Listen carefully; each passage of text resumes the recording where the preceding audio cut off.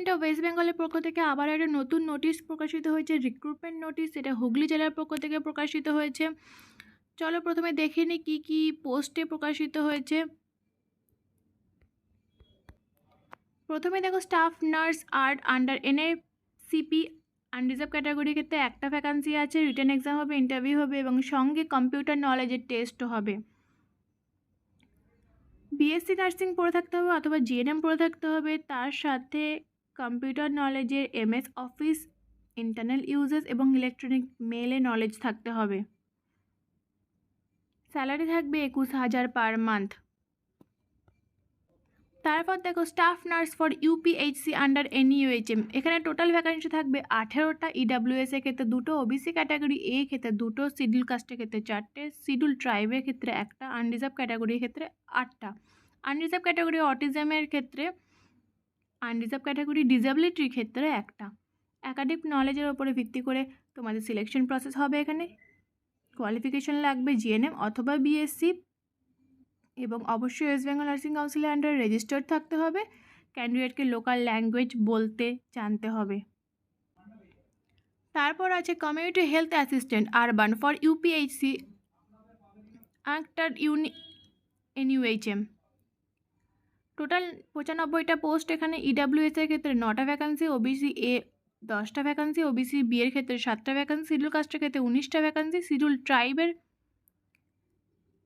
ক্ষেত্রে 6টা vacancy, schedule caste disability ক্ষেত্রে 1টা, আনরিজার্ভ ক্যাটাগরির জন্য 40টা, আনরিজার্ভ ক্যাটাগরি ডিসেবিলিটির ক্ষেত্রে 1টা, unreserved category deaf and hard of হিয়ারিংয়ের ক্ষেত্রে 1টা, unreserved category blindness and low ভিশনের ক্ষেত্রে 1টা। একাডেমিক নলেজের ওপর ভিত্তি করে, একাডেমিক নাম্বারের ওপর ভিত্তি করে তোমাদের সিলেকশন প্রসেস হবে। এখানে ANM পড়ে থাকতে হবে অথবা GNM পড়ে থাকতে হবে।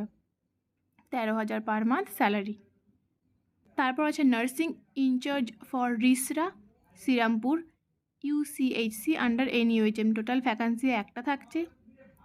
একাডেমিক নাম্বারের ওপর ভিত্তি করে, এক্সপিরিয়েন্সের ওপর ভিত্তি করে এবং রিটেন টেস্ট এবং কম্পিউটার টেস্ট, তারপরে ইন্টারভিউ হবে। এই সবগুলোর ওপর ভিত্তি করে তোমাদের সিলেকশন প্রসেস হবে। পড়ে থাকতে হবে MSc,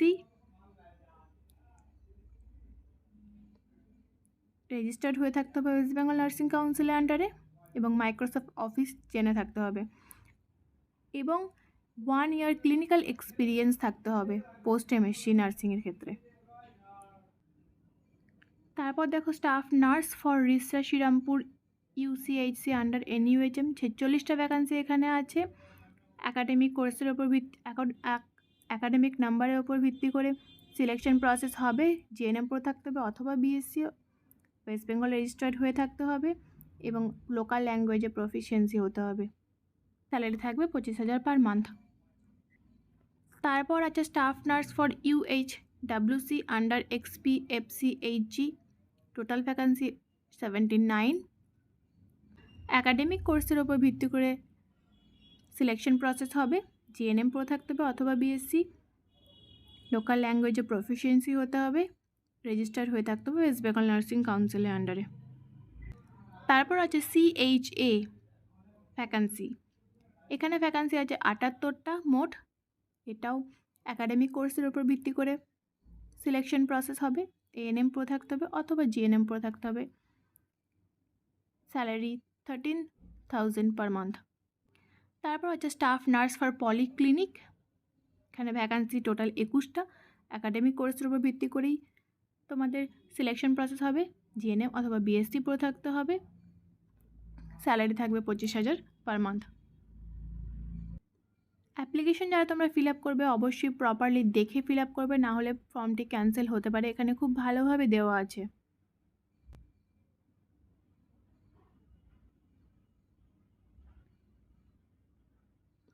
12 তারিখ থেকে অনলাইন অ্যাপ্লিকেশন স্টার্ট হবে।